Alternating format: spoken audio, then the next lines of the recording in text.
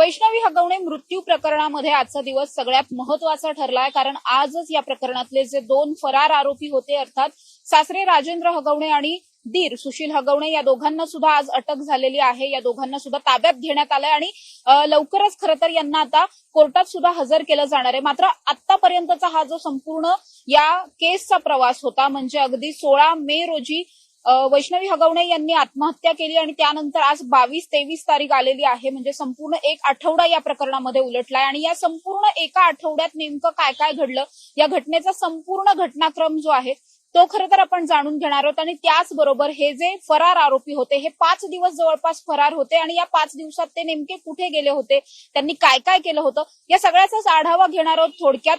अगदी आपण पाहायला गेलं तर 16 मे रोजी वैष्णवी हगवणे यांनी दुपारच्या सुमारास 2-2:30च्या सुमारास आत्महत्या केली। हे आत्महत्या केल्याचं काही वेळाच्या नंतर कळलं। बराच वेळ वैष्णवी यांनी दरवाजा उघडलेला नव्हता रूमचा आणि त्यानंतर त्यांनी आत्महत्या केल्याचं उघड झालं।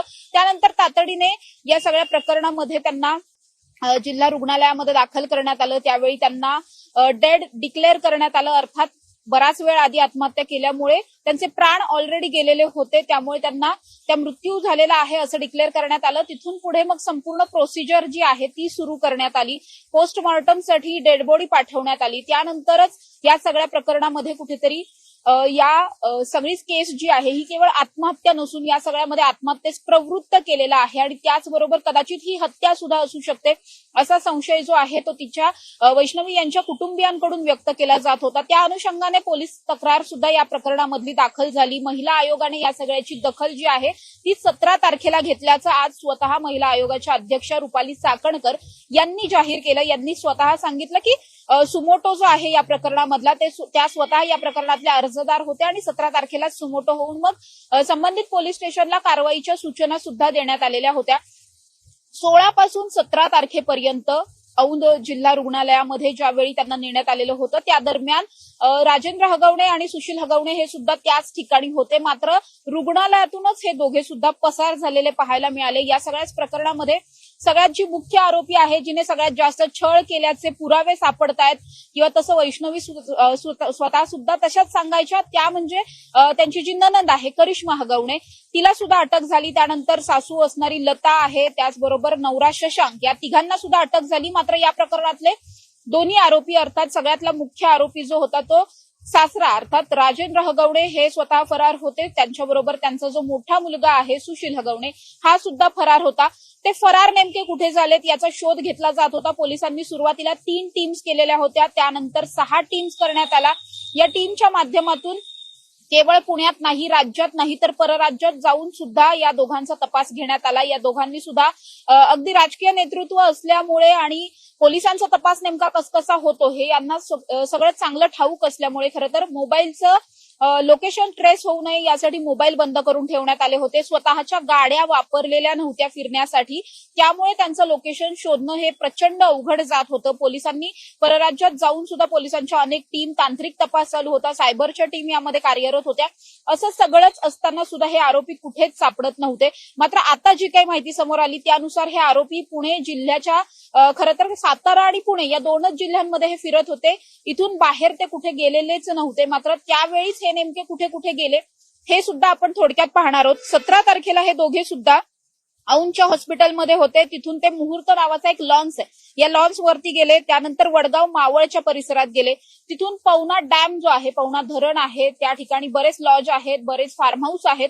तिथे कदाचित त्यांच्या कोणी ओळखीचा एखादा लॉज असू शकतो किंवा कुणाचं फार्म हाऊस असेल, त्या ठिकाणी गेलेले होते। त्यानंतर तिथून थेट रात्रीच्या सुमारास आळंदीतल्या एका लॉजवरती त्या दोघांनी सुद्धा तिकडे मुक्काम केला। राजेंद्र हगवणेंनी मुक्काम केल्याचं पाहायला मिळतंय।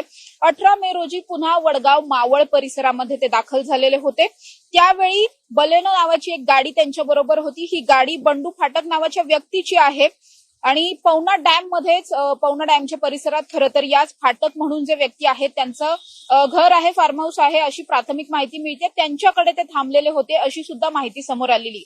त्यानंतर 19 मेला पुसेगाव म्हणजे सातारा तालुक्यामध्ये अमोल जाधव नावाचे त्यांचे रिलेटिव्ह किंवा मित्र म्हणता येतील ते आहेत, त्यांच्या घरी गेलेले होते। त्यांच्या इथे मुक्काम केला। त्यांच्या शेतावरती खरं तर फार्म हाऊस आहे, तिकडे ते राहिलेले होते।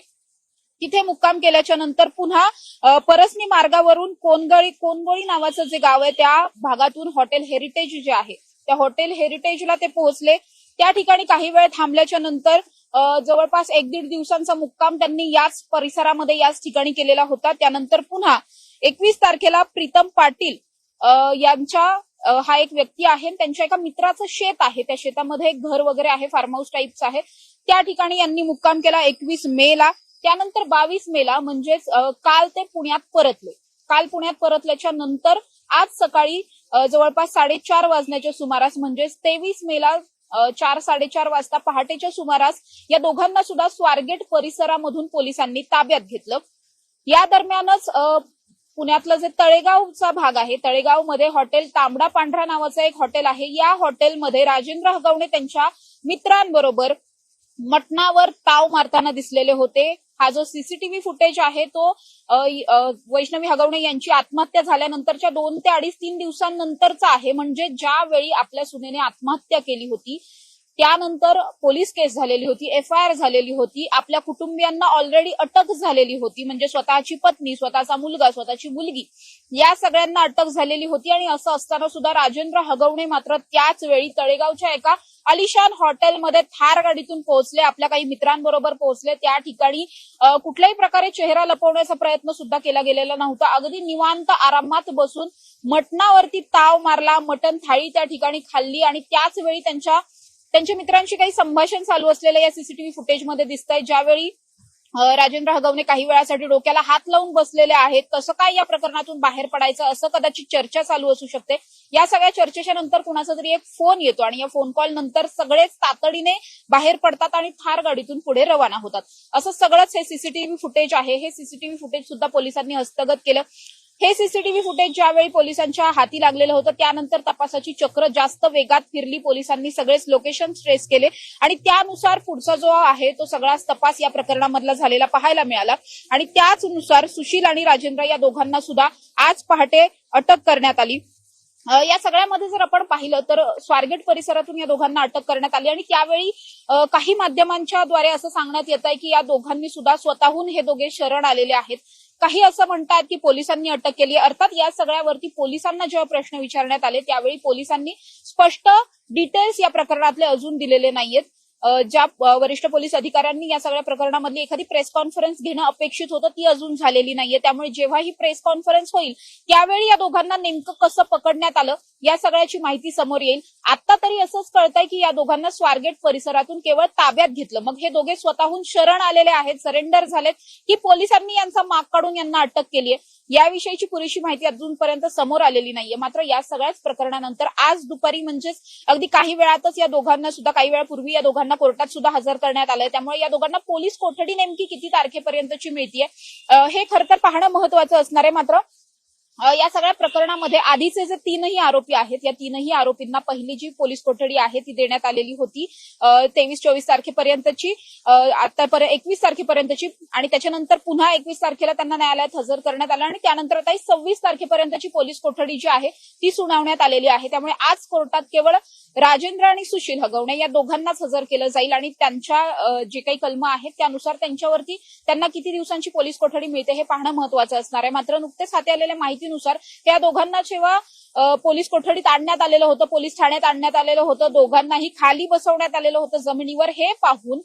याच राजेंद्र हगवणेंची जी पत्नी आहे लता त्या ढसाढसा रडल्याचं सुद्धा समोर आलंय. म्हणजे आधी सुनेला इतका जाच केला, त्रास दिला, आत्महत्येस प्रवृत्त केलं. अर्थात ही आत्महत्या आहे की हत्या आहे हे अद्यापही समोर आलेलं नाहीये, कारण पोस्टमॉर्टम रिपोर्ट मधून अनेक धक्कादायक प्रकरणं समोर आली. जवळपास 19 व्रण जे आहेत ते अगदी खोलवर जखमा झाल्याचे व्रण सापडलेले आहेत आणि गळा दबल्यामुळे खरं तर ही मृत्यू जो आहे ते झाल्याचं सांगण्यात येत आहे. त्यामुळे हा नेमका गळफास लागल्यामुळेच गळा दाबला गेला की आधीच गळा दाबलेला होता, असे अनेक प्रश्न आहेत ज्या प्रश्नांची उत्तरं मिळणं अद्याप बाकी आहे. पोलिसांचा तपास या सगळ्याच प्रकरणामध्ये चालू आहे. त्यामुळे पोलीस नेमका कसा तपास करतात हे सुद्धा पाहणं महत्वाचं आहे.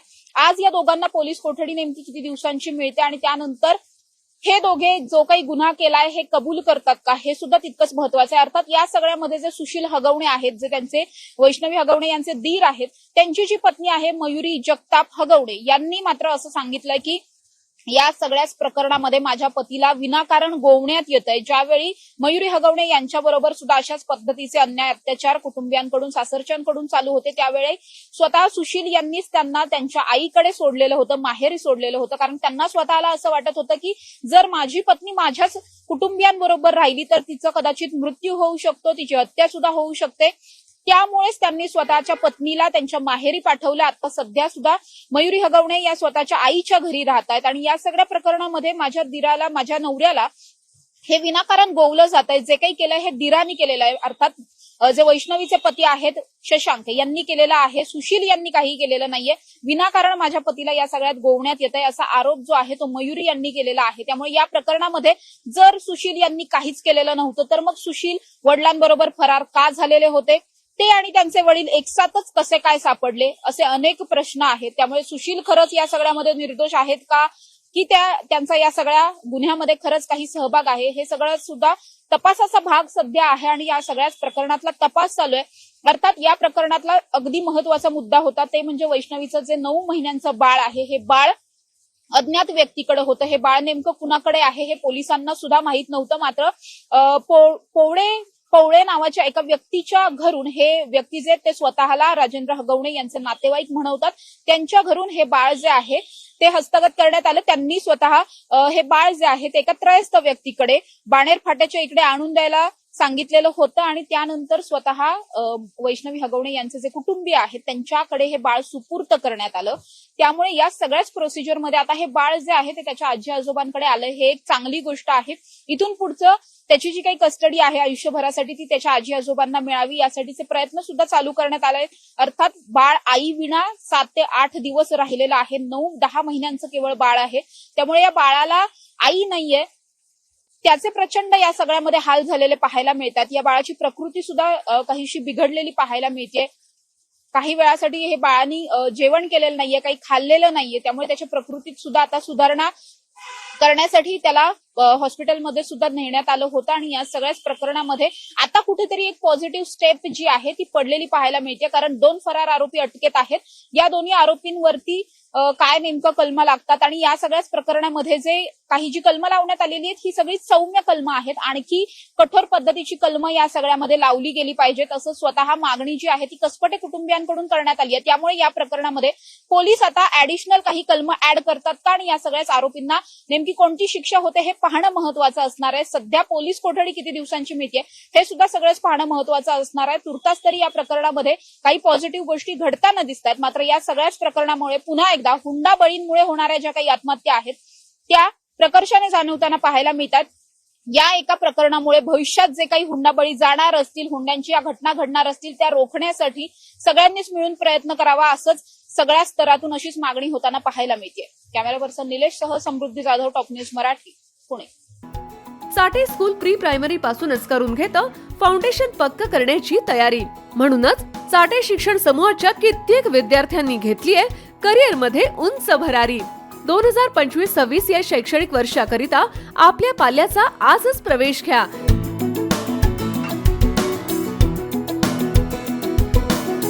प्रवेशासाठी पत्ता Shri park society, Balaji hospital समोर, खराडी बायपास, पुणे 14। संपर्क क्रमांक 9372619453 किंवा 9372619483 किंवा 9372619484। फाउंडेशन उत्तम, प्रगती सर्वोत्तम। Chate foundation, no tension.